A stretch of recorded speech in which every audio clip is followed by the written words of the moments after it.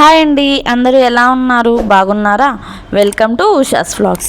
నా channel first time చూస్తున్నట్లయితే subscribe చేయడం అస్సలు మర్చిపోవద్దండి.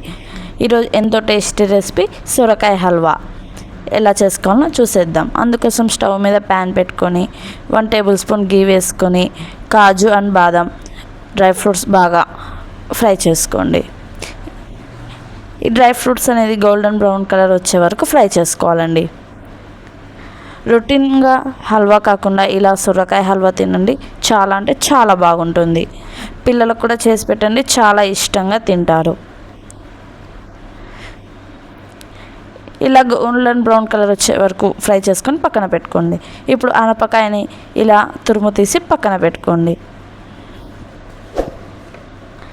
ఇప్పుడు స్టవ్ మీద బౌల్ పెట్టుకొని 2 టేబుల్ స్పూన్ ఆయిల్ వేసుకొని మనం తురుముకున్న సొరకాయ అనేది ఇందులో వేసేయండి. సొరకాయ లేతది అయితే చాలా బాగుంటుందండి.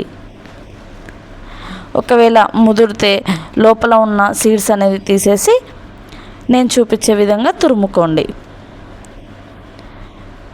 ఇలా బాగా కలుపుకొని మూత పెట్టేయండి. ఇది పిల్లలు కానివ్వండి, పెద్దలు కానివ్వండి, చాలా అంటే చాలా ఇష్టంగా తింటారు. టేస్ట్ అనేది అంత బాగా ఉంటుంది.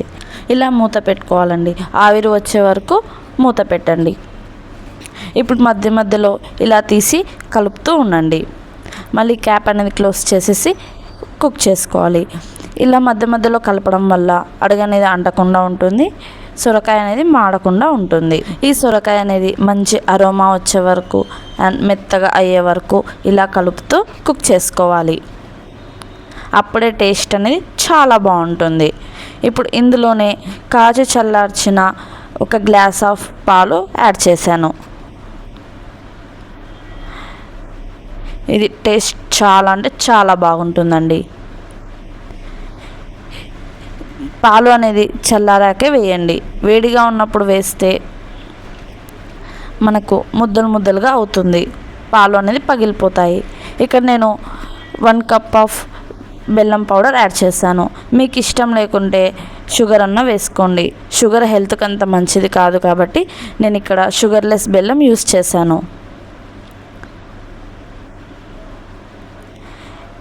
ఇది తినడం వల్ల మనకి హెల్త్ బాగుంటుంది. స్వీట్ తినాలి అనే క్రేవింగ్స్ ఉన్న వాళ్ళకు కూడా ఆ ఆశ అనేది పోతుంది.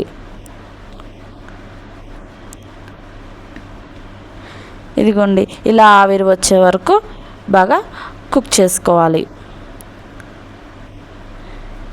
ఇప్పుడు ఇందులోనే మనం ఫ్రై చేసుకున్న డ్రై ఫ్రూట్స్ అనేది వేసుకోండి. ఇలా డ్రై ఫ్రూట్స్ కూడా వేసి బాగా కలుపుకోండి. అంతే అండి, చాలా సింపుల్ అండ్ టేస్టీగా సొరకాయ హల్వా రెడీ అయిపోయింది. మీరు చేసి తప్పకుండా ట్రై చేయండి. ఇలా పిల్లలకు పెట్టడం వల్ల చాలా ఇష్టంగా తింటారు. ఈ రెసిపీ మీకు నచ్చినట్లయితే మీ ఫ్రెండ్స్కి షేర్ చేయండి, లైక్ చేయండి, సబ్స్క్రైబ్ చేయడం అస్సలు మర్చిపోవద్దండి. Thank you for watching. Bye bye friends.